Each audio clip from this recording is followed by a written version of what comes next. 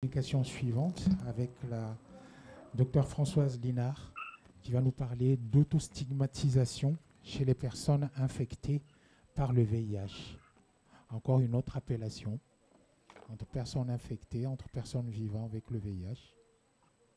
Bonjour, j'espère que vous m'entendez bien. Très bien. Vous m'entendez? Très bien. D'accord. Je suis en train de partager le diaporama. C'est bon, ça marche? Ça marche. Ça marche? Tout va bien de notre côté. Donc, bonjour à tous et puis merci beaucoup pour l'invitation. Il se trouve qu'avant Covid, j'ai été plusieurs fois invitée au colloque VIH et Océan Indien.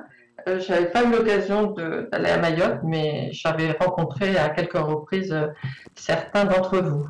Voilà, donc je vais vous parler non pas de psychiatrie. Donc pour me présenter, je suis psychiatre dans 2 hôpitaux parisiens. Je travaille avec des personnes vivant avec le VIH depuis longtemps. Évidemment, la psychiatrie, la dépression, les troubles anxieux, les troubles suicidaires, les troubles de stress post-traumatique que j'ai entendu évoquer là, parce que je vous écoute depuis la moitié de l'intervention de Florence Thune. Voilà, tout ça est très très important. Aujourd'hui, je vais vous parler d'autre chose, mais tout se recoupe, c'est-à-dire de l'autostigmatisation chez les personnes infectées par le VIH. Alors, pourquoi c'est important? C'est parce que pour comprendre l'autostigmatisation, il faut absolument revenir à des définitions précises. On a beaucoup trop tendance à utiliser des termes pour les uns pour les autres, c'est-à-dire stigmatisation pour discrimination, etc. Et donc définir les choses va nous aider à ordonner notre pensée. Bon, la stigmatisation et la discrimination, c'est des thèmes transversaux. C'est-à-dire que ça va avoir des conséquences multiples, à la fois juridiques. Par exemple, on va adopter des lois qui vont, et à ce moment-là, ça s'appelle la discrimination, qui vont viser des minorités ou qui vont atteindre aux droits de l'homme, des thèmes des dimensions médicales. Ça a été un peu évoqué à travers les difficultés qu'ont les gens stigmatisés à se rendre dans des centres de soins. Psychologique, ça va entraîner éventuellement de l'autostigmatisation, de la honte, de la dépression, et puis social, parce qu'éventuellement, des personnes stigmatisées ont des difficultés particulières pour l'emploi, le logement et les ressources. Alors, comment on a défini la stigmatisation? C'est un concept qui est relativement jeune, si je puis dire, puisque ça a été défini en 1963 par un sociologue qui s'appelle Erving Goffman. Ça vient sur le plan linguistique, ça vient de 3 lettres STI qui ont une racine indo-européenne, qui a donné stigmatias en grec ancien pour désigner les marques au fer rouge portées par les mauvais esclaves, mais aussi le latin distingo qui signifie différencier, séparer, diviser, et surtout distinguer au sens de reconnaître pour autre. Alors, Erving Goffman dit qu'un individu stigmatisé se définit pour lui comme n'étant en rien différent d'un quelconque être humain, alors qu'il est défini comme quelqu'un à part. Donc on voit d'emblée dans la définition que ce n'est pas, comme dit Erving Goffman, le différent qu'il faut le regarder, mais le normal, ou plus exactement les normes d'identité d'une société. Tout à l'heure, j'ai été connectée par hasard sur la mauvaise salle et j'ai entendu parler justement des normes culturelles et morales de certaines sociétés de l'océan Indien. On va voir que les gens qui vont s'en écarter de ces normes vont avoir beaucoup de problèmes. La stigmatisation, c'est un processus actif d'assignation des places. Donc du normal et du minoritaire, c'est toujours les minorités qui sont stigmatisées. Même si, par exemple, quand on réfléchit à la stigmatisation des Noirs aux États-Unis, évidemment, la minorité était colossale, mais c'était une minorité à divers titres. Ou par exemple, l'hétérosexualité va discriminer l'homosexualité, l'hétérosexualité apparaissant comme une norme dans un système d'hétérosexisme. Alors, Erving Goffman étant le stigmate, c'est-à-dire la marque qu'on va considérer à tout attribut social dévalorisant, ou qui va être dévalorisé, qu'il soit corporel ou pas. Par exemple, être handicapé, mais aussi homosexuel, être juif, être obèse, etc. En ce moment, on a quand même un florilège de toutes les stigmatisations possibles qui s'expriment, hélas, larga manu. Alors, la stigmatisation visible inclut par exemple la race, le poids. Et la stigmatisation peut être aussi sur des éléments non visibles. Par exemple, des personnes extrêmement stigmatisées dans à peu près toutes les cultures, ce sont les malades mentaux et les identités sexuelles minoritaires. Le lien entre les groupes stigmatisés et la détresse psychologique peut être dû aux circonstances elles-mêmes, mais la stigmatisation semble jouer un rôle. Par exemple, ça peut être vraiment très difficile d'avoir des troubles mentaux, mais être stigmatisé va aussi jouer un rôle dans la détresse psychologique. Par exemple, le chômage affecte le bien-être parce que c'est très stressant et qu'on peut se retrouver vide d'occupation, même un peu dépressif. Mais la stigmatisation du chômage va augmenter le trouble. C'est presque des phénomènes de syndémie, c'est-à-dire que quand deux phénomènes en même temps vont potentialiser l'un et l'autre. Alors, donc pour préciser encore des choses, c'est un jugement, hein, c'est un jugement moral, souvent ça va être bien ou mal, envers des personnes ou des groupes minoritaires différents ou défavorisés, et souvent, c'est pas seulement bien ou mal, ça va être des catégorisations sur le mode de la déviance. Il n'y a pas de stigmate sans relation, c'est-à-dire c'est les relations les uns avec les autres qui permettent, hélas, l'existence de stigmates. Donc, comme je vous disais tout à l'heure, c'est les valeurs majoritaires d'une société qui apparaissent comme la norme. Et par exemple, un WASP, c'est un anglo-saxon protestant blanc aux États-Unis, va se penser comme étant la référence. C'est-à-dire, il ne va pas se demander si les références des autres sont aussi bonnes que les siennes ou aussi intéressantes. Il ne va pas se dire que je suis différent d'un noir, il va penser que c'est le noir qui est différent de lui. Inconsciemment, il est la référence. Ça, c'est très frappant parce que si on écoute les questions autour du VIH, mais pas que, on entend vraiment comment certaines personnes se considèrent comme la référence et l'autre, évidemment, est minoritaire. Alors, donc, il n'y a pas de discrimination sans stigmatisation. La discrimination, les discriminations sont les conséquences des stigmatisations. Par exemple, stigmatiser les Noirs aux États-Unis, ça a donné le fait que les places n'étaient pas les mêmes dans les bus, par exemple. Mais c'est le point de départ, c'est la stigmatisation. Les discriminations, c'est des actes. C'est la mise à l'écart, c'est la perte des droits humains, c'est la difficulté d'accès aux soins, ça peut être des violences, des agressions et la perte de pouvoir social. Et éventuellement, l'autostigmatisation. C'est important de comprendre que les discriminations, c'est des actes, c'est par exemple des lois, ça va être, je sais pas, je pense le droit de vote pour les femmes, enfin ça va être des mesures légales ou autres, des difficultés d'accès aux soins pour certaines populations, etc., qui découlent vraiment de la stigmatisation. Et ce qu'il faut vraiment avoir en tête, et c'est très important pour réfléchir, c'est que la discrimination et la stigmatisation, pour les personnes qui les exercent, c'est légitime. C'est légitime, et ça, c'est vraiment un point qui fait que c'est très difficile d'y réfléchir. C'est pas très difficile d'y réfléchir, mais c'est très difficile à contrer ou à modifier. Parce que pour les personnes qui discriminent, c'est une action qui vise à protéger et à se protéger ou à protéger la société contre ceux qui font peur, ceux qui menacent l'ordre social, ceux qui présentent des anomalies. Encore une fois, le cas le plus fréquent, ça va être les malades mentaux.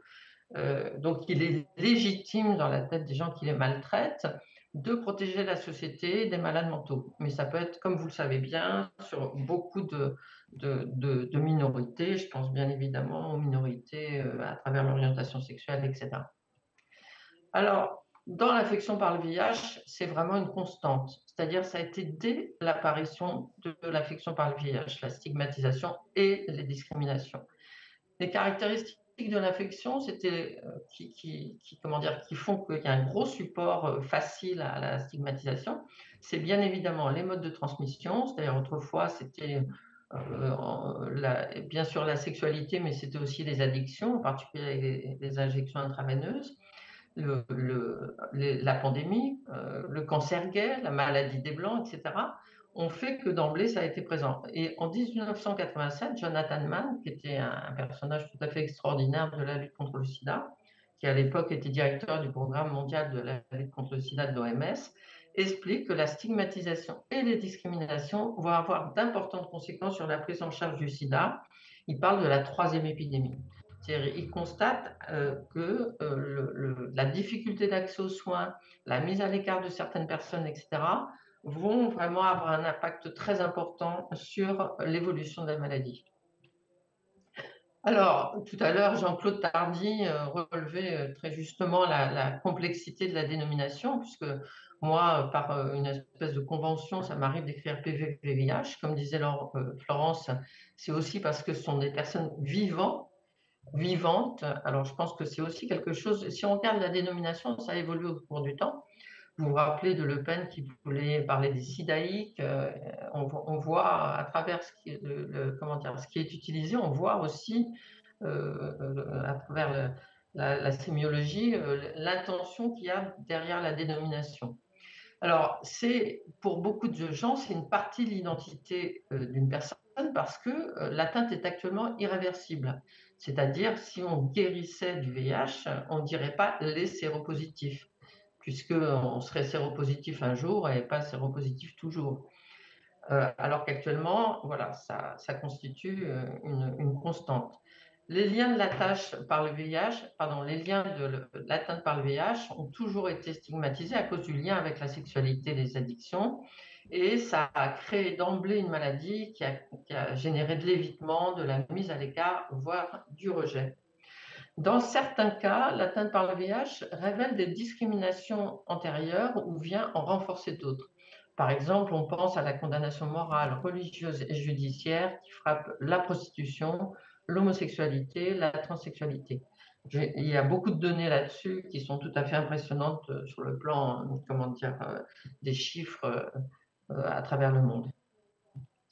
Alors, les effets psychiques de la stigmatisation et des discriminations, les patients et nous tous appartenons à une société, à une culture, et pour beaucoup de personnes, devenus séropositifs, c'est avoir failli à un idéal intériorisé. C'est-à-dire, par exemple, être une personne fidèle, rester en forme pour nourrir la famille, ou être séropositif, c'est avoir déçu sa mère, son épouse, ses frères, etc. C'est aussi être une personne à problème, à avoir transgressé un tabou, en référence à l'homosexualité évidemment. Tous ces arguments sont évoqués par les patients pour expliquer pourquoi ils sont actuellement rejetés et en difficulté. C'est-à-dire, moi, j'ai des patients africains, par exemple, qui m'expliquent qu'ils sont séropositifs et que hier, mais vraiment hier, ils pensaient que les personnes séropositives l'avaient bien mérité, qu'ils avaient qu'à crever, enfin des choses extrêmement violentes.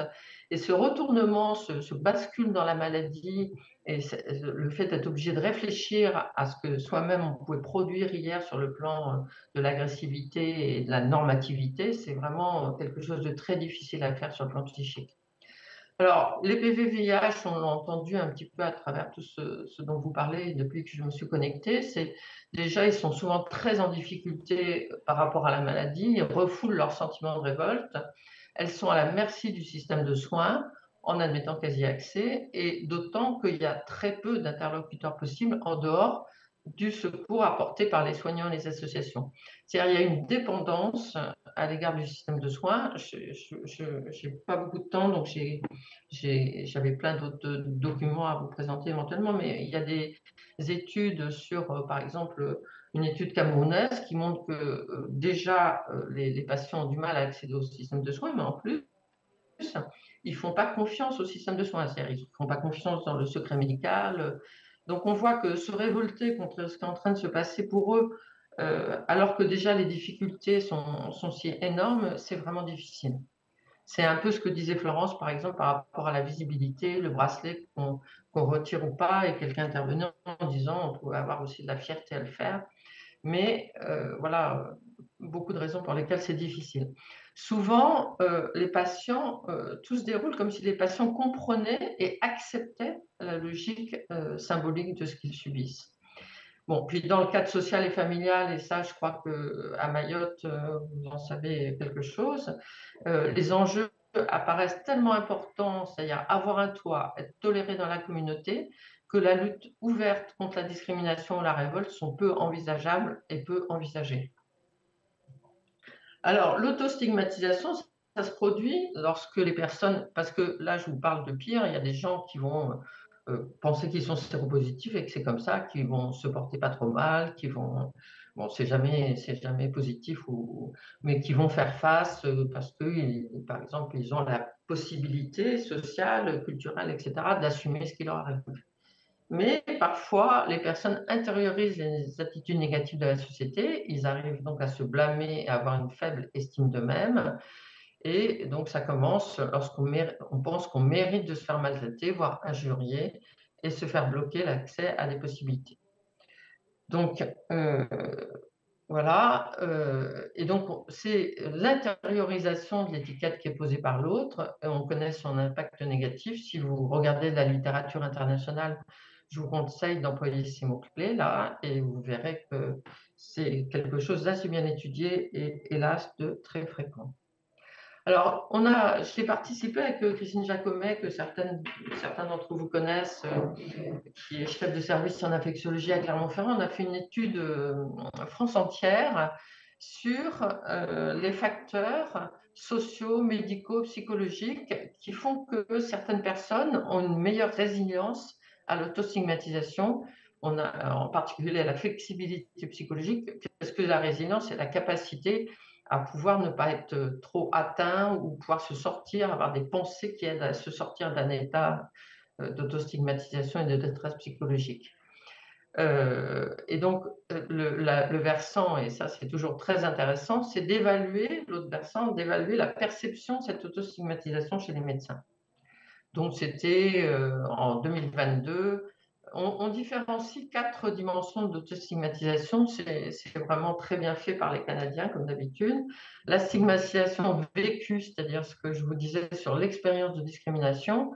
La stigmatisation anticipée, c'est-à-dire c'est si je le dis, qu'est-ce qui va m'arriver? La stigmatisation intériorisée, c'est ce qui va donner lieu à l'autostigmatisation, c'est-à-dire le sentiment négatif que l'individu éprouve vis-à-vis de lui-même.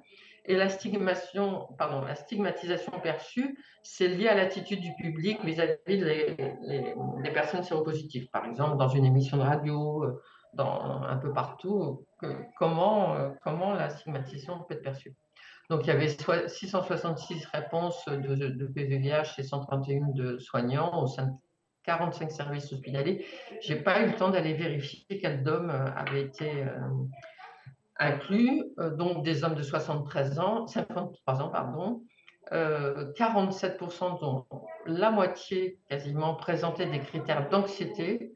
Donc, c'est vous dire, dans une population lambda, hein, donc c'est vous dire l'importance de l'anxiété, et 22%, c'est-à-dire presque un quart des PVVIH avaient des symptômes de dépression. 91% avaient une charge virale indétectable, mais 10% avaient une importante modification corporelle liée aux antirétroviraux. Donc 91% avaient une charge virale indétectable, ça n'empêche, ça ne suffit pas à ne pas être anxieux, dépressif et à souffrir d'autostigmatisation. Alors, les PVVIH rapportaient que quand même plus de la moitié ne s'était jamais senti autostigmatisé, mais si on additionne le reste, on arrive quand même à beaucoup de gens qui ont souffert d'autostigmatisation. Et les médecins avaient tendance à sous-estimer l'autostigmatisation en pensant que très peu souffraient beaucoup d'autostigmatisation. Je pense aussi que les médecins ne sont pas habitués à réfléchir en ces termes. Alors, le rôle des soignants est fondamental, c'est-à-dire ne pas méconnaître son importance. Ce que je vous disais tout à l'heure, c'est que les soignants font partie de la société et à ce titre partagent spontanément les normes dominantes. Donc, la formation doit veiller à intégrer une réflexion sur la nature et les buts de l'implication. C'est-à-dire, est-ce que ça vise à faire rentrer tout le monde dans l'ordre, dans la norme, etc. Ou est-ce que c'est des prises en charge qui vont être dans le respect de la personne telle qu'elle est? Parce que très souvent, hélas, il y a encore une attitude moralisatrice, paternaliste, un discours culpabilisateur qui peuvent renforcer, qui peuvent renforcer l'autostigmatisation, mais surtout à éloigner le patient du soin et évidemment donner des problèmes d'observance.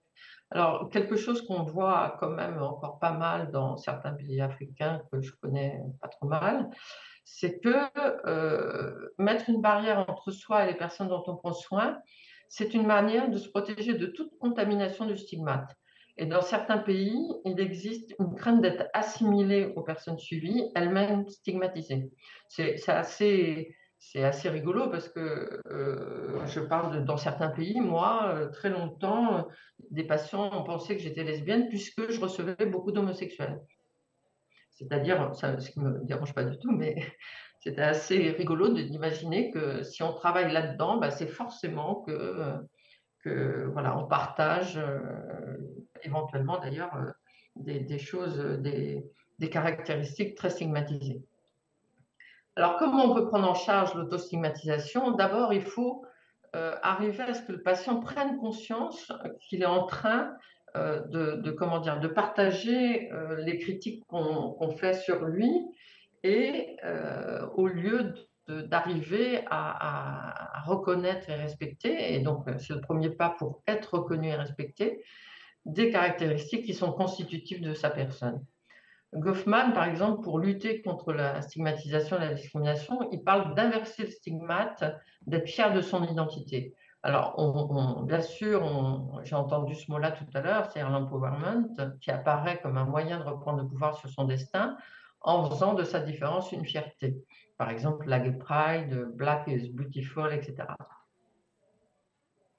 Mais les stratégies d'intégration qui sont proposées vont souvent dans le sens d'une tentative d'atténuer la différence, voire de la gommer.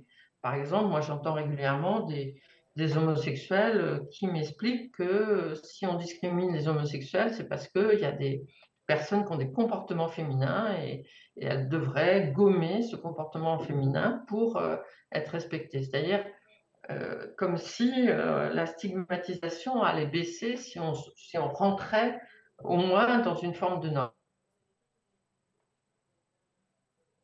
Il y a un psychiatre qui a travaillé là-dessus, qui était d'ailleurs intervenu en 2010 dans les assises de l'association de lutte contre le sida marocaine, LCS, et qui disait la lutte contre la discrimination doit tenir compte de l'analyse de ce qui la cause. C'est-à-dire, si on ne réfléchit pas à ce qui fait que les gens discriminent et stigmatisent, on n'aura pas accès à une discussion possible. Si elle ne s'appuie pas sur des arguments acceptables par ceux auxquels elle s'adresse, elle sera inopérante. Faute de quoi elle peut simplement faire taire, mais ne pas entraîner de changement de conviction et de représentation. L'Organisation des Nations Unies propose des stratégies, voilà, donc des mesures du plus près du patient aux mesures les plus sociales, le counseling, l'autosupport, la mobilisation du soutien par la famille et la communauté, l'éducation, la conscientisation et le plaidoyer, les mesures anti-discrimination dans les institutions, les interventions, et là, vous voyez qu'on est plutôt dans une dimension un peu méta, les interventions en termes de droits de l'homme, de loi et de politique. Alors, juste pour terminer, je lis pas mal de documents justement sur ces questions et je m'interrogeais sur, finalement, et ça a été évoqué tout à l'heure, le rôle positif de l'information dans la réduction de la stigmatisation. Le message indétectable égale intransmissible, c'est une étude américaine, hein, ils se sont demandé quel est le rôle de ce message dans la réduction du stigma chez les personnes atteintes par le VIH parmi une population qu'ils ont choisie, qui sont les Sexual Minority Men in the US. Alors, c'est vraiment intéressant parce que on pense, par exemple, il y a des affiches avec illégali, etc. malheureusement, l'incompréhension et les scepticismes peuvent empêcher ce potentiel de déstigmatisation de se réaliser pleinement. Donc, cette étude transversale a examiné les associations entre la croyance qu'une personne ayant une charge virale indétectable durable n'a aucun risque de transmettre le VIH par voie sexuelle, et la stigmatisation parmi les hommes américains appartenant à une minorité sexuelle. Ce qu'on voit, c'est que donc ils ont aussi étudié les différences en fonction du statut sérologique et les effets d'un bref message d'information. Ça a été complété par 106 hommes vivant avec le VIH et 350 hommes séronégatifs ou de statut inconnu. Oui. Donc, c'était des blancs non hispaniques et homosexuels. Bien que tous les participants aient eu connaissance, et ça c'est vraiment important par rapport à la question de l'information, c'est-à-dire seuls 41,1 croyaient que c'était vrai. C'est-à-dire, voilà, on leur dit indétectable égale intransmissible, ben, moins de la moitié croient que c'est vrai. Un pourcentage plus élevé de personnes vivant avec le VIH croyaient en I égale I par rapport aux patients séronégatifs. Donc, on voit que les patients séronégatifs ne vont croire peu, quand même, 3,6, que la personne séropositive en phase 2 peut être I égale I, pour résumer. Et la croyance parmi les personnes vivant avec le VIH, ce n'était pas associé à la stigmatisation perçue ou intériorisée, mais par contre, c'était quand même assez... enfin, les personnes vivant avec le VIH pensaient eux aussi vous voyez, 66% croyaient, et donc ça fait 34% ne croyaient pas, même s'ils étaient indétectables, qu'ils ne transmettaient pas la maladie. C'est quand même énorme, c'est-à-dire plus d'un tiers des personnes à qui on l'a dit. Parmi les patients séronégatifs, la croyance était associée à une discrimination. Et si on y croit, on discrimine moins, on a des sentiments plus positifs à l'égard des personnes dont la charge virale est indétectable, et on a une adhésion personnelle moindre à des croyances stigmatisantes. Voilà, c'était pour conclure sur une note d'interrogation sur comment peut-on faire pour lutter contre ces idées fausses, donc des interventions, mesurer l'impact des messages et puis impliquer les personnes. Est-ce que Madame Benga peut fermer le micro? De telles initiatives doivent non seulement impliquer les personnes vivant avec les VIH, mais aussi les personnes séronégatives pour maximiser le potentiel de déstigmatisation de I égale I. Voilà, merci de votre attention. C'est un peu bref et rapide, mais voilà. Merci beaucoup, Dr Linard. Est-ce qu'il y a des réactions, des remarques?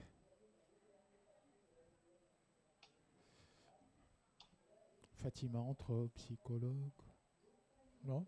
C'était limpide. Kevin?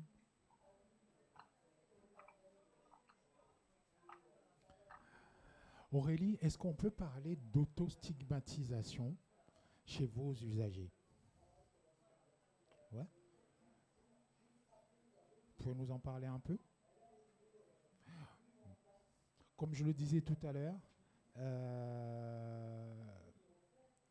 j'ai remarqué que la première réaction des personnes infectées par le VIH que je suis amené à rencontrer, c'est effectivement de se demander mais que vont penser, qu'est-ce que va devenir, je vous entends mal. Qu'est-ce que va devenir ma famille si ça venait à se savoir que je suis séropositif?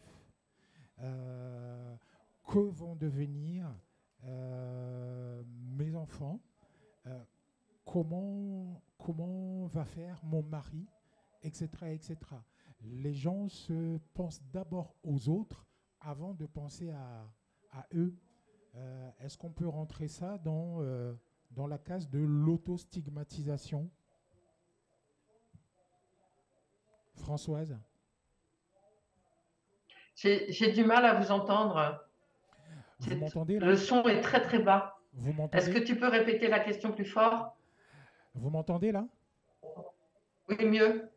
Je disais donc que j'ai remarqué que les personnes infectées par le VIH que je suis amené à rencontrer, souvent leur première réaction quand ils apprennent leur séropositivité, c'est de se demander ce que vont penser les autres si ça venait à se savoir qu'ils étaient séropositifs.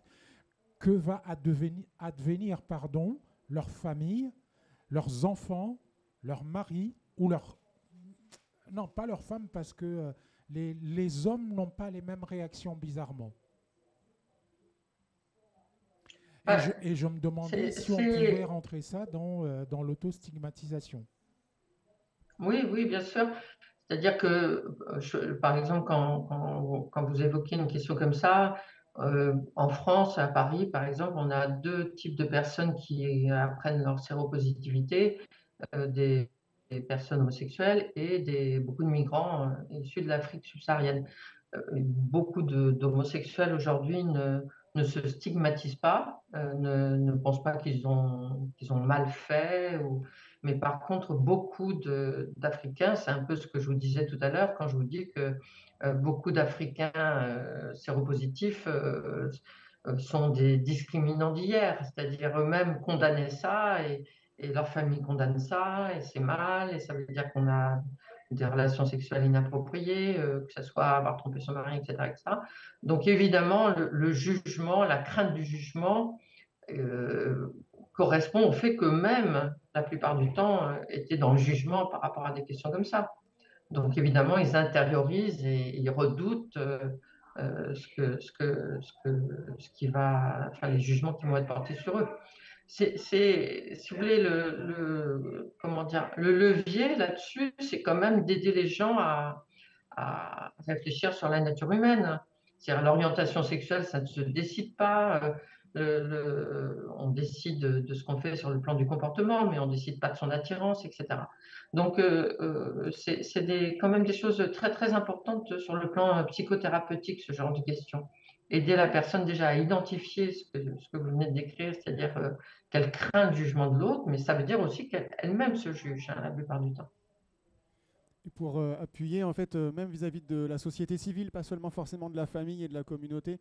Moi, j'ai eu une situation d'une personne qui, en fait, a refusé longtemps de faire la demande de titre de séjour pour raison de santé, qui voulait passer par tous les biais possibles et imaginables autres, parce que, en fait, ça voulait dire avoir un titre de séjour sur lequel c'est marqué raison de santé, et donc s'exposer éventuellement à des questions. Ah bah tiens, c'est quoi tes problèmes de santé? De pas forcément avoir envie, en fait, de dire que ça ne te regarde pas ou d'y répondre ou de ne pas y répondre.